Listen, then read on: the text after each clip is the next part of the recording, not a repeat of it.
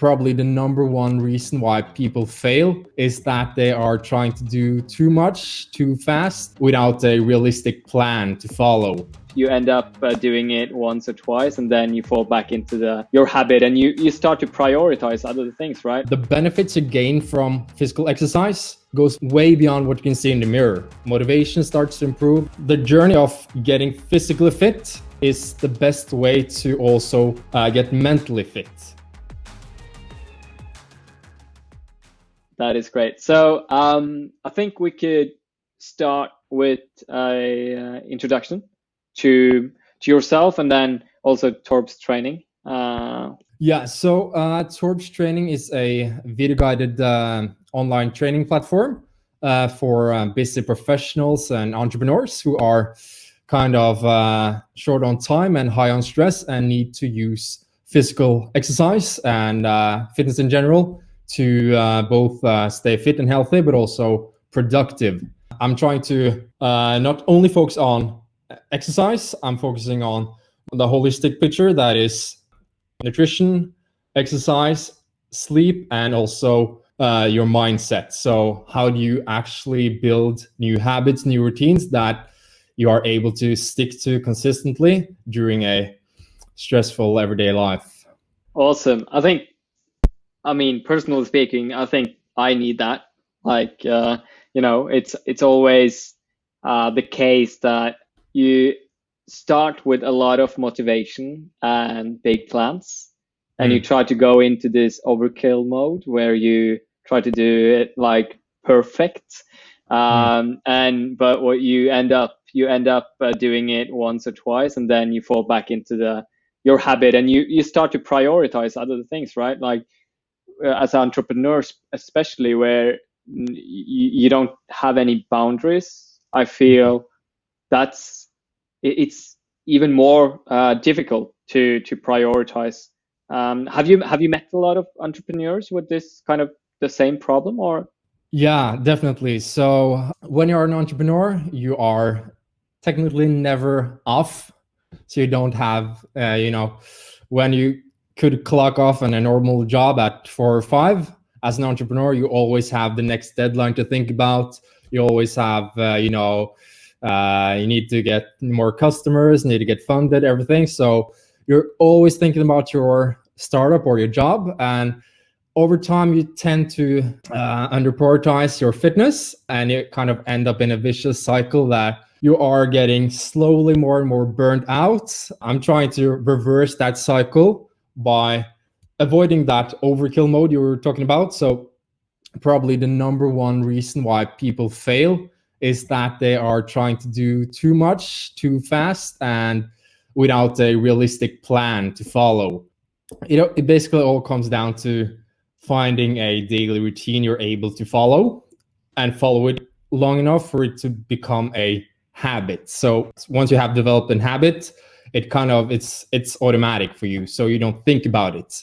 So that's kind of like the end goal, to make it into a habit that you don't really think about. It's easier to just do your fitness habit, do your workouts in the morning, eat properly, than to do something else. Exactly. Now, a lot of interesting points there, and I wanted to pick up on the your view on. So one element is burnout, right?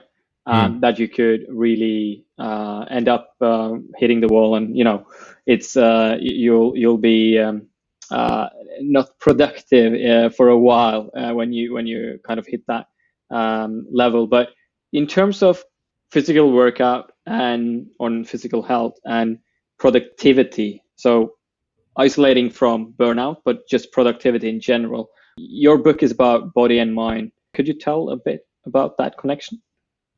Yeah, sure. So it was kind of my introduction into the body and mind connection was, so I've always been interested in fitness and exercise, but I think it was like one spring day in 2012 that my lower back suddenly completely gave up on me. So I couldn't exercise. I could barely sit on a chair. And so I started experiencing firsthand that when your body doesn't work properly, your mind blurs out. So I wasn't doing anything physical. Basically, I was just lying on the floor for like 6 months. And over time, you realize that the benefits you gain from physical exercise goes way beyond what you can see in the mirror. So all of a sudden, you start to think clearer, your motivation starts to improve, your willpower improves. So the journey of getting physically fit, as I see it, is the best way to also get mentally fit. And sometimes you need to experience it to understand it. So a lot of people, they tend to think that I don't have time to exercise because I'm too busy working on my startup. But neglecting your physical health is probably the worst business strategy you can do. So yeah, I'm trying to encourage people to experience how physical exercise can improve your mental fitness and actually be profitable for you as a small business owner. Exactly. No, that's super interesting. And I think one of the challenges with that is probably, and you touched upon it earlier, is that, you know, with your business or startup or career, you have like short-term cycles, right? Like you have that report you need to deliver, or that pitch you need to prepare for, which you will get feedback on next week or tomorrow. While physical activity and fitness is not something that necessarily will give you that feedback right away, right? I mean, you will feel great after it, but in terms of if you look at what's important, it might be difficult to kind of prioritize it. At least for me, that's been the problem, right? Because I know that, of course, setting aside 20 minutes or 1 hour or whatever, it should be possible. But when it's crunch time for me, it's really hard to do that. I will kind of, you know, crush for 10 or 12 hours, which I'm not proud of because I think that's bad. I should be productive in that 6 to 8 hours, but I end up doing that, and then I'm too exhausted to do any other type of activities. How would what would be your kind of tactic to, I guess, get out of that negative cycle? Well, so first of all, I think when many people think they lack motivation, they actually lack clarity on what they want to achieve with exercise and also what to do. So the first step would be to kind of find your goal, have something that motivates you. It could be as simple as that you just want to feel good, and then just write down what would be a simple routine. And for most entrepreneurs who have a day like you, try to do it in the morning before life gets in the way. And once you wake up, of course, you will have a lot of different mental obstacles that you are too tired and everything. I have some strategies that will help you like make it easy to win and also harder to fail to actually follow through on your routines. And that would be to kind of design your environment so that it's easier to follow through. So the day before or the night before, if you want to run the next morning, make sure that you have your running shoes ready, your running gear ready. So when you wake up, you don't have to figure out, oh, where's my shoes, where's everything? You remove all the roadblocks. So you wake up, you take on your gear, and you should, in theory, be ready. But what then tends to happen is that you overthink, okay, I need to run 30, 40 kilometers for this to be an effective workout. But what I would encourage people to do is simply commit to the first 2 minutes. So I call it the 2-minute rule. It's easy to commit to just take on your running shoes and walk outside the door. But when you get outside the door, you tend to continue and you start to walk, you start to run, and all of a sudden you have probably run 30 minutes or whatever. But you only commit to the first 2 minutes because that starts the momentum. And if your routine is to only wake up in the morning, take on your running shoes 3 days per week, 9 times out of 10, that materializes in you running 3 times a week, in essence. Exactly. Okay, so what you're saying is reducing friction. Yeah. Step one, like make it as easy as possible to get started, and the second, like check your ego, or I guess simpler, more achievable goals in the beginning, and then you will kind of get that momentum to push it forward. Yeah. And don't make it too complex. You know, the number one reason why people fail is that they try to do too much too fast. Yeah. So there was this study done by Strava. They have data on like 800 million runners or something. And I'm sure that's exaggerating, but so they had this function that you could type in your New Year's resolution, and Strava will track when people quit on their New Year's resolutions. Okay. And most people had quit before February. I think it was like 19th of January. And the reason is that people try to do too much too fast. So they want to go from never exercising to running 6 times per week. They try to quit smoking, change up their diet. But changing a habit it's kind of difficult. So you need to only focus on one cornerstone habit. So a cornerstone habit is that could be running, because after a run you tend to not eat that much candy because you feel like, okay, I'm in a healthy mood now, so I should probably look at my diets. You also get the endorphins running, so you get motivated, and probably you'll sleep better. So focus on one habit until that kind of becomes automatic for you. It could take anywhere from 21 days to a very simple habits up to like 66 days. But if you just commit to the first 21 days, it will start a momentum for you. And also it could help to have some kind of tracking device. Either it's a sports watch that will like remind you on how good you did last time and what you need to do to improve marginally. And once you get the mastery, you start to see progress from week to week. You will start to be motivated just to keep the streak alive. Okay, I want to run at least as good as last time, so I'll push a little bit extra. And once you get into that mindset that, oh, I'm trying to beat I'm not competing against somebody else, I'm competing against myself last workout. Yeah. And that's kind of like a healthy cycle to be in. Exactly. Yeah, no, that makes sense. Yeah, it's a lot of connections, or I guess synergies in what you're talking about, because this is more core kind of motivation and habit forming, changing behaviors, components, I guess, because that's also what we try to do with productivity. We try to make it much simpler than what it is, and often the problem is that people try to make it so complex that they either straight up feel failure because they don't do all the 28 steps to be productive, or they, it becomes too much of an investment, so they never get started. So I think that's super interesting to see.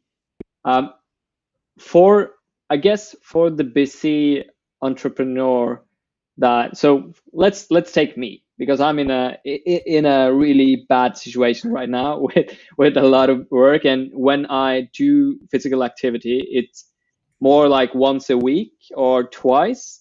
I go on cross-country skiing and do it, I think all right in terms of distance and all that, but that's it. And then I feel a little bit like back pain, and I don't think about training anymore, like for that week, right? What would you suggest? What would be your kind of,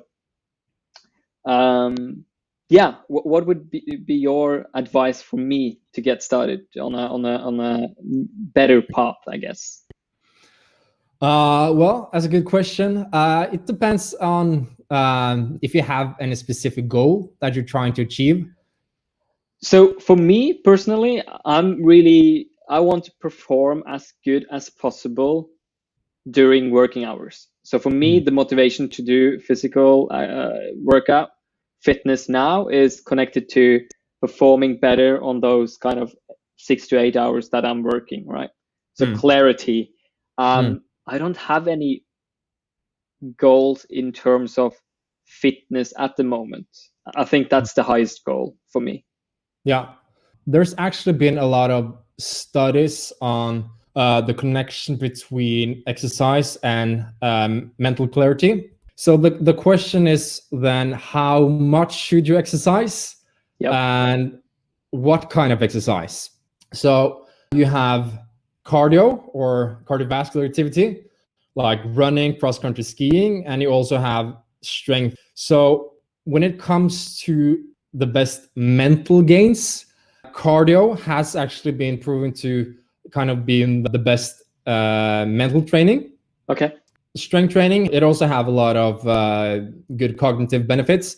But when it comes to mental clarity specifically, doing 3 times per week for up to 45 minutes, that will give you the greatest mental gains. But that doesn't mean you have to do 3 workouts per week for 45 minutes, because every step counts. So I would kind of like work my way into it by doing, okay, let's say you're at once or twice per week now. Try to make that a routine that you can stick to, then add gradually another workout, add another minute, add 5 minutes, and also make sure that you have a training buddy that can keep you accountable. Okay, this is interesting.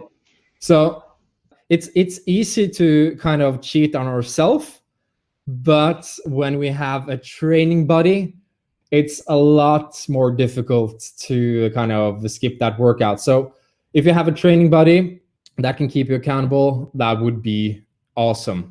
But yeah, that's if the goal is more mental clarity, you would probably try to run 2 or 3 times per week, but do not limit your physical activity to only the workout. You should also, if you have a business decision that you need to really think about, go for a walk.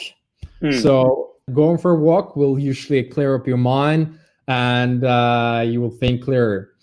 Okay, so what you would suggest, try to have it 3 times per week.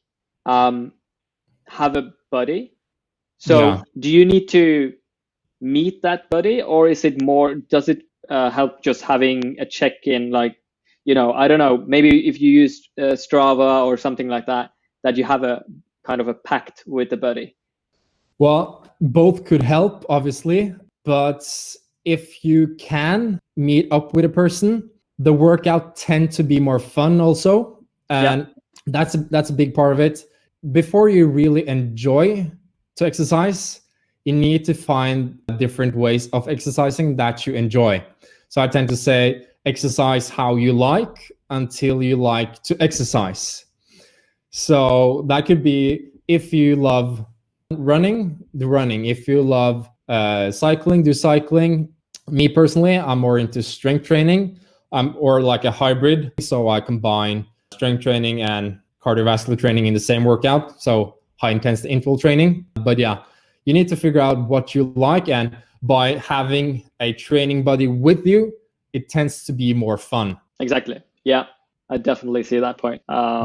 It just, I guess for me, that increases the not the investment, but just you need to get that training buddy, and it should also match in terms of like the timing as well. Like for some, early morning is free, like available, but for others that might crash with any other thing. So I think that's I think it could be really effective. It's just a little bit hard to find that partner, unless your girlfriend, your partner is joining in on that. Yeah. So you kind of need to find the balance between making it fun and enjoyable and just reducing as much friction as possible. Yeah, exactly. So my type of training style, or kind of like the main product I have now, is video guided high intensity interval training that you can do in your living room. So you don't have to walk outside to do it even. But there are a few other challenges that can occur that can start friction, because when you're working out at home, you have a lot of other distractions that could occur. we kind of have this location anchor. So when you see your living room, your mental association to that living room is relaxation. But when you go to the gym, you immediately get in the flow because your mental anchor is to exercise. So you kind of also need to find a place that helps you get in the zone. That could be if you have a spare bedroom that you use to exercise, or it could be the local park gym. That's kind of like the spot where I get in the zone. So you need to also reduce the friction when you're trying to do your home workouts. It's oftentimes it could intuitively, you think it's easier to work out at home, but kind of like when you see a living room floor, it's okay, what am I supposed to do here compared to when you walk up to a bench press machine at your local gym? There's only one thing to do, but exactly. In your living room, there's 1,000 things to do. So try to find a spot where you get in the zone, there's no distractions, and also have a plan to follow. So you don't have to think, you just do the exercise because you already do a lot of thinking. So if you need to think about what I'm supposed to do during your kind of like time off, that's also like a friction element. So follow a plan. Exactly. Okay, got it. So I guess for many of us now during lockdown and home office, I guess that kind of what did you call it? Mental anchoring? So location anchor. Location anchor. When you enter your bedroom, that's like sleeping, or when you see your living room, you have your couch and your television, you immediately think about relaxation. Exactly. And that could also be when lockdown first happened, we started to work from our kitchen or our living room. Our location anchor was to make snacks or clean or anything. But when you work in your office, the location anchor is to just work, right? Yeah. So that's kind of like the little transition that we need to work on.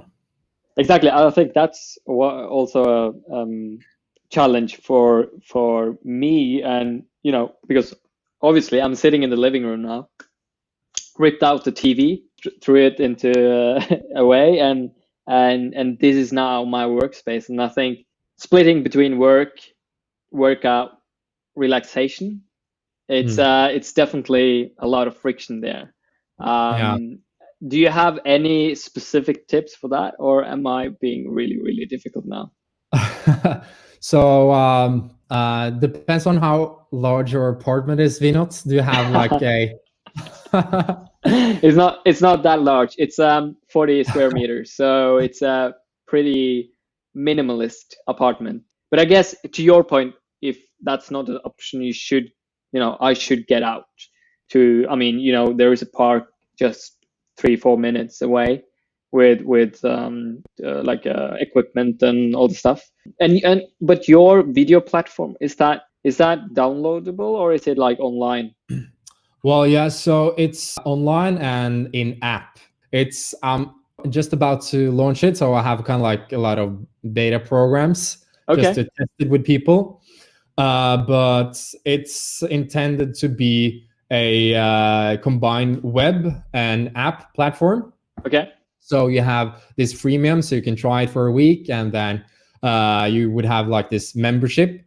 And you can also purchase courses like specifically to nutrition. So if you want to lose weight, nutrition is probably the most important element.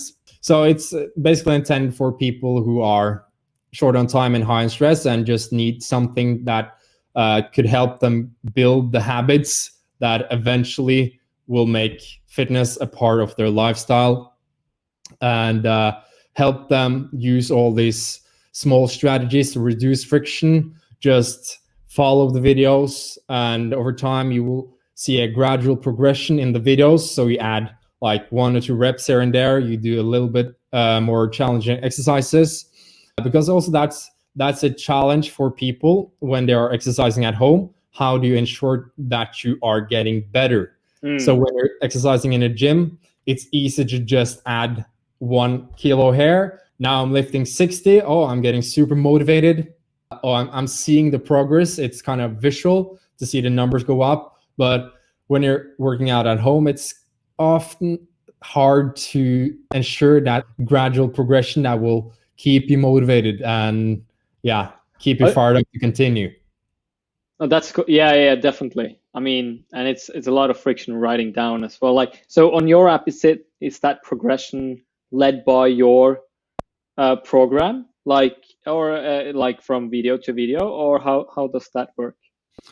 Yeah, so there will be different levels. So we have like the intro level if you're a beginner or you don't have any equipment. That would be a built with bodyweight program, 20 minutes. So you stick to the first part for 21 days and you tick off in the app, I've completed this workout. And also you have like this follow along videos where, okay, I made it to this amount of reps with these exercises, and the next workout you will have a bit more challenging exercise and a few more reps. And also if you have weights, you can see what kind of weights you need to use or type of resistance bands. So you kind of like see that progression that will keep people motivated and get the results. Because a lot of people, they stick to the same exercises for year and year, and they don't like challenge their body. And when they don't see any progress, they tend to quit. Exactly. So, yeah. Now that sounds very spot on, at least for me to test. So if I could sign up for that beta version, more than that would be really cool. Yeah, and another element of it is that I used to have a lot of struggle with back pain, and now more and more people are actually struggling with poor posture because they sit in front of the computer all day. And I'm trying to show the exercises that will help you improve your posture and prevent back pain. So specifically seated rowing with bands and working on your upper back, strengthening your core, and also office stretches that you can do in your home office. Yeah, no, definitely. I think that's super useful. I could feel my back is definitely changed in 2020 with home office, and I try to invest in a good chair, like ergonomical, which is great. But that in itself, like expecting your back to be fine because you have an ergonomical chair, it's not working. I could sign on to that. So I think that would be helpful for a lot of us. So the subscription you have, that will be, you could access the content on the app and on web. Yeah. And that will would it include a program, or is that an add-on? Or well, yeah. So you have like this explore function where you can do random workouts here and there. But what I tend to see the best result from the people I've coached over the years is that when you have a program, you know exactly what to do the next workout. So they know that if I skip my workout today, that would kind of like make this hole in my progression. So it kind of becomes a game in itself to continue your progression compared to if you're just like picking random exercises here and there and you don't really know why you're doing it. It's just like random exercises here and there. So if you don't have like a linear progression built into it, it's not a training program. It's just a bunch of different exercises. So I try to help people into a like program path that suits their lifestyle and goals. Exactly. And you don't need to have every day, right, to have that progression or kind of streak. I don't know. No, so you don't have to like every day do your personal best in every different exercise. But the most important thing is that you stay consistent with it. So you will have days where you don't feel like working out. So if I only worked out on the days I felt like it, I would probably be pretty bad shape. So you kind of need to just train your training habit to some extent also. Just if you don't feel like it, just do a couple of minutes.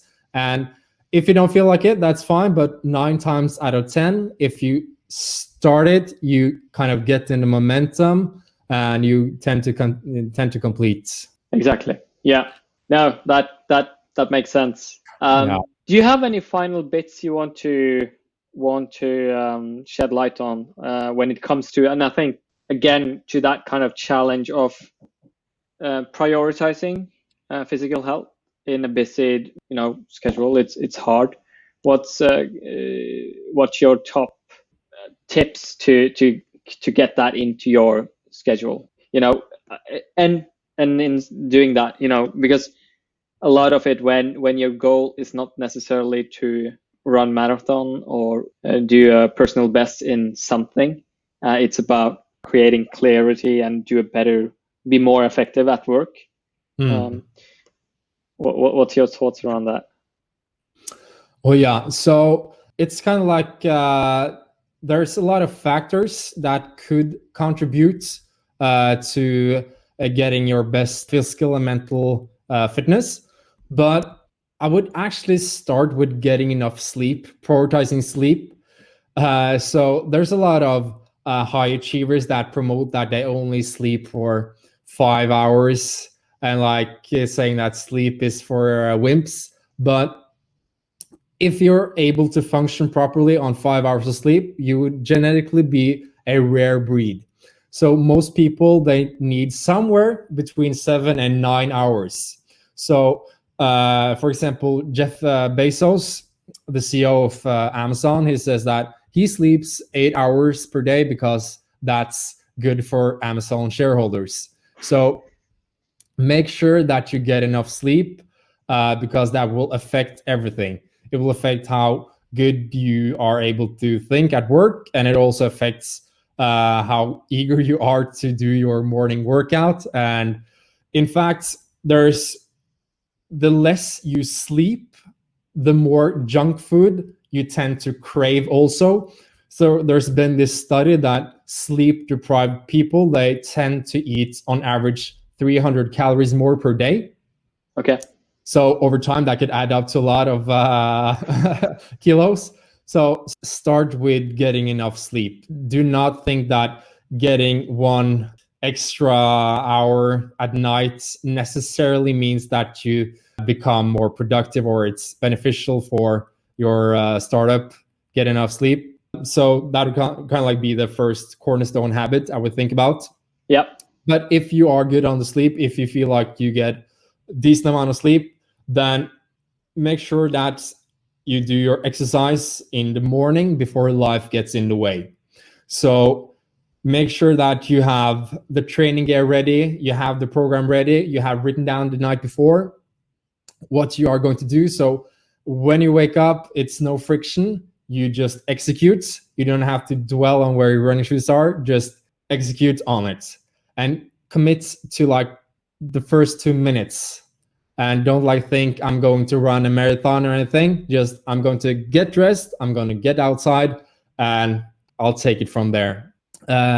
So that would kind of like be a cornerstone habit that tend to spark other good habits along the way during the day. Got it. Now that's I think we went through a lot of really, really good input, like insights into the connection between physical and mental health and also, I guess, performance, right?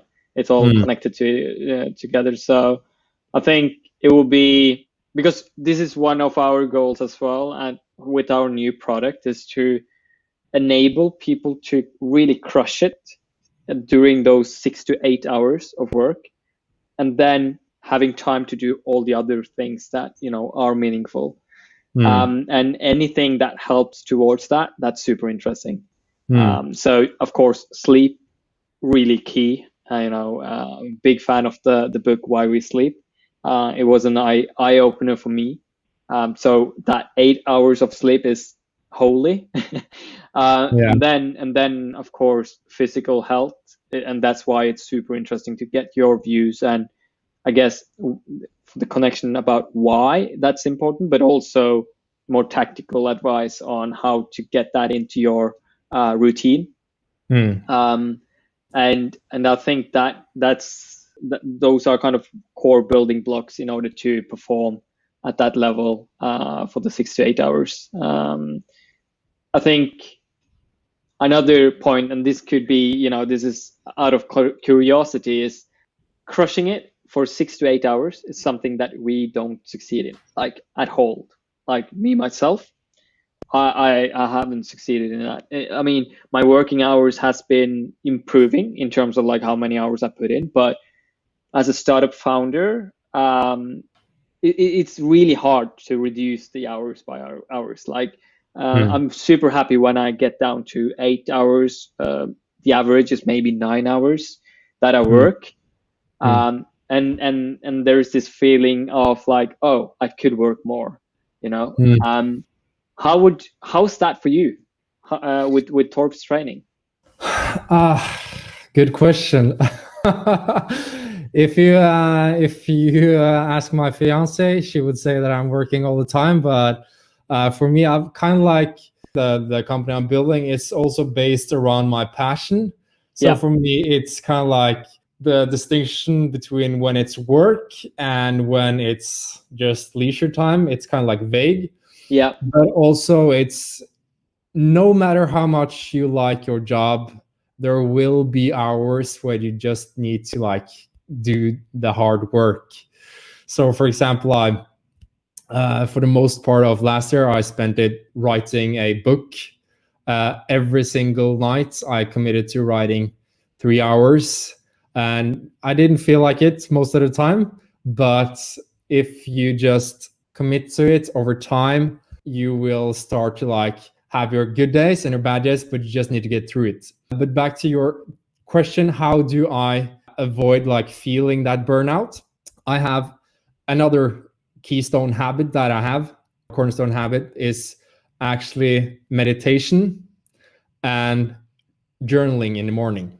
So it's like my introduction to meditation is 18 years old, and my mom was really into meditation, and she took me to this meditation course, and I was like, sorry mom, I have to go to a party with the guys tonight, I can't, like this weekend I can't join you. But she like kept begging me, come on, you need to like try meditation. So okay, I'm gonna give it a shot. And after that, I've been meditating 10 to 20 minutes in the morning consistently for like 12 years now.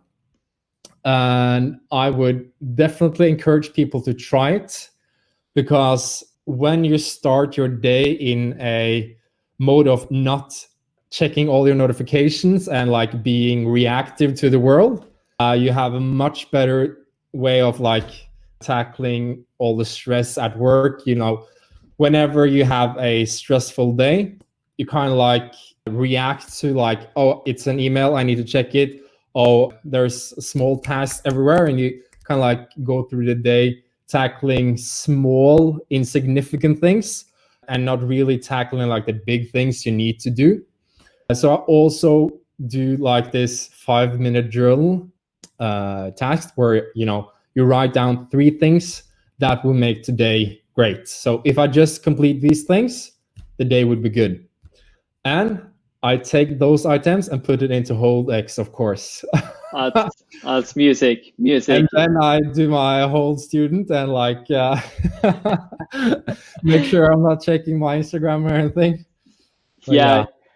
No, that really makes sense. I've been on and off on meditation.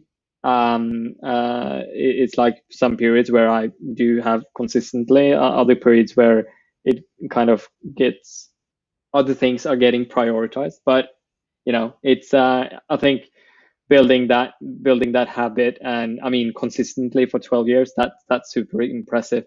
And I think what you mentioned about having clear goals, and that's super important, that we found out with Hold X, that you need to put them up and not more than 1 to 3 highlights, as we call it, because otherwise you end up like creating all this list and you will fail either way, right?